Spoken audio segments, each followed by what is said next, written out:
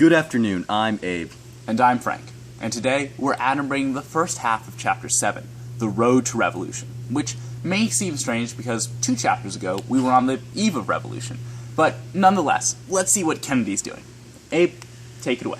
Alright, so the deep roots of revolution. In a broad sense, the American Revolution began when the first colonists set foot in America, and until the very end, though, the colonists only wanted to claim the rights of Englishmen and not separate entirely from England. Overall, survivors in the colonies felt physically and spiritually separated from Europe, and they were accustomed to running their own affairs, so they disliked England's intervention. 2 ideas had taken root in the colonies. The first was republicanism, that stressed the stability of society and the authority of government depended on the virtue of citizenry. The second was developed from the radical Whigs, who attacked the patronage and the bribes of the king's ministers, and further warned citizens to be vigilant against the British conspiracies to eradicate the Americans' hard-won liberties. So we had 2 ideas in the colonists' minds. Now, Frank, could you tell me about mercantilism and its effect on the colonies? Yeah, so mercantilism was first pioneered by the French finance secretary Colbert, and it has several key impacts for the European economy at this time. So of the original 13 colonies, we'll need to remember that Georgia was the only formally planted by the British government. Now the rest were started by companies, religious groups, land speculators, etc. The British embraced a theory that justified their control of the colonies, and this is called mercantilism. This theory had several components. The first was that a country's economic wealth could be measured by the amount of gold or silver in its treasury. The second was that in order to amass this wealth, a government had to export more than it took in. The third was that countries with colonies, such as England, had an advantage, since they had a built-in market for selling manufactured goods and a way to attain raw materials. So England's policy of mercantilism severely handicapped the American trade, since it meant they had to buy these manufactured goods directly from the British and not from other countries. The Navigation Acts are a good example of what mercantilism meant in realistic terms for the colonies.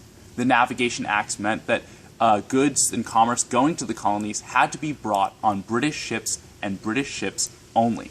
So even if France offered us a lower rate for a good, such as cotton, it would still have to be shipped on a British shipping vessel.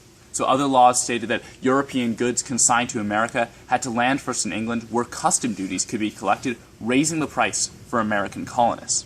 Also, some products, known as enumerated goods, could only be shipped to England, such as tobacco, meaning that America was unable to find a wider market for this cash crop. Settlers were even restricted in what they could manufacture at home. They couldn't make woolen cloth or beaver hats to export, though of course they could make them for their own selves. Americans had no currency, according to British law, and they were constantly buying things from Britain under the policy of mercantilism, meaning that they were constantly at a loss of silver and gold. More and more money was leaving the country than was coming in. In fact, at one point, the Americans were even forced to make paper money. Imagine that. This paper money quickly depreciated in value, sparking unrest throughout the colonies. Colonial laws could also be vetoed by the British Parliament. Though this privilege was used sparingly, it was still hated from its very existence from the perspective of the colonists.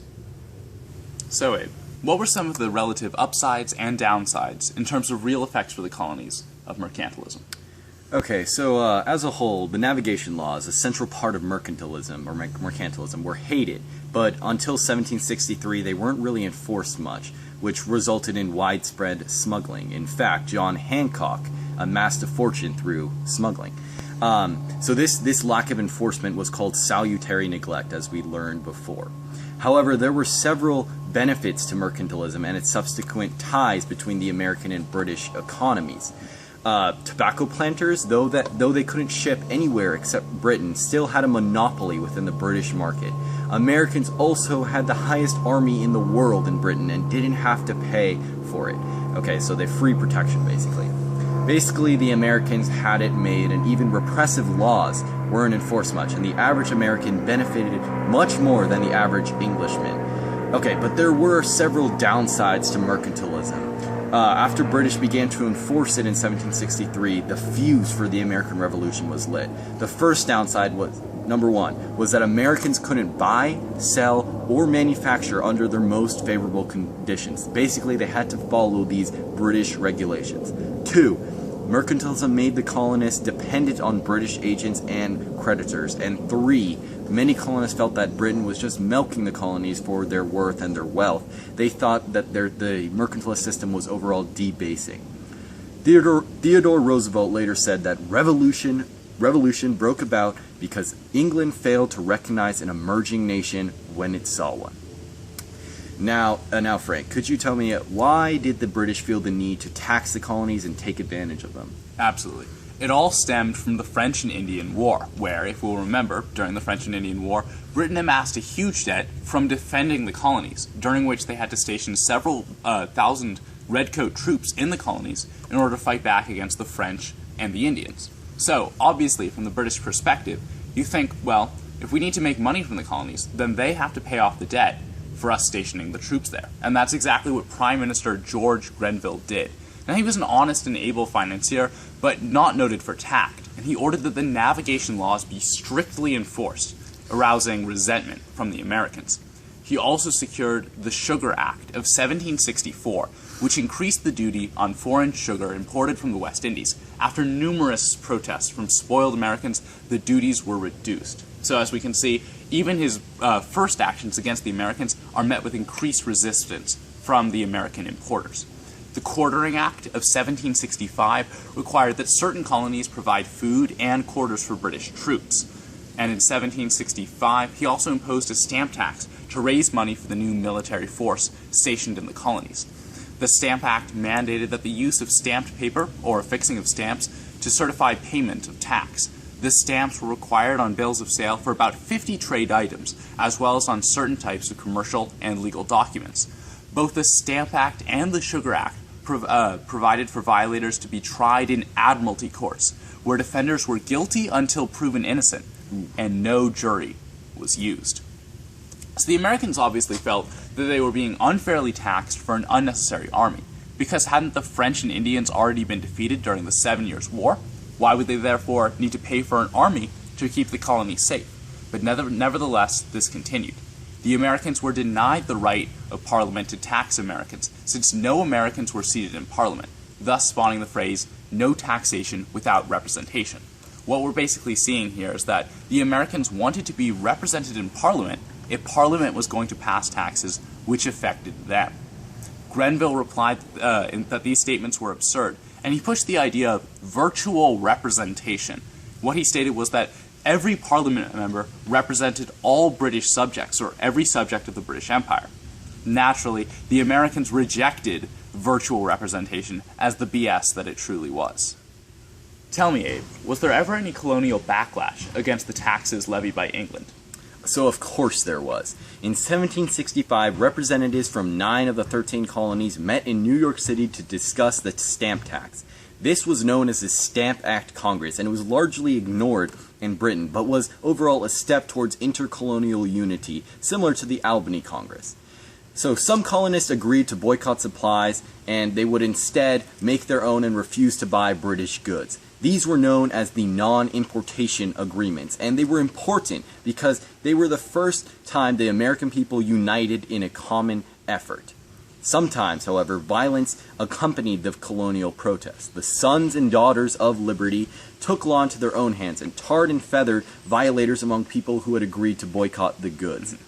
They also stormed houses of important officials and took their money. So, as a result of this, demands in Parliament appeared for the repeal of the stamp tax, though many wanted to know why 7.5 million British had to pay heavy taxes to protect the colonies, while 2 million colonial people refused to pay 1/3 of the cost of their own defense. In 1766, finally, the Parliament repealed the Stamp Act, but instead passed the Declaratory Act, proclaiming that Parliament had the right to bind the colonies in all cases whatsoever. The stage was set for with this final threat at colonial sovereignty. Now, Abe, tell me about the famous Champagne Charlie. Ah, yes. Good old Charles Champagne Charlie Townshend was a brilliant speaker who could give dramatic speeches in Parliament even while heavily intoxicated under liquor. And in 1767, he persuaded Parliament to pass the Townshend Acts. And what the Townshend Acts did was they put light taxes on lead, paper, paint, and tea, all of which were later repealed except for the tax on tea. In 1767, New York's legislature was suspended for failing to comply with the Quartering Act, which we talked about earlier. Tea, on the other hand, was becoming smuggled against the law, and to enforce this law, the Townshend Act, the British began to station redcoats within Boston Harbor and with it throughout America. On the evening of March 5th, 1770, a group of around 60 townspeople in Boston were harassing some 10 redcoats over the Quartering Act and the Townshend Act. One fellow got hit in the head, another drew a club, and a riot broke out. Without orders but heavily provoked, the redcoat troops opened fire, wounding or killing 11 citizens, including Crispus Attucks, a black former slave and the leader of the mob in the Boston Massacre. Attucks became a symbol for freedom and colonial independence. However, even after killing 11 citizens during the riot, only 2 redcoat troops were prosecuted, further incensing the colonists. Thank you for watching, and please tune in for part 2, where we see the road to revolution get even hotter. Catch you guys next time.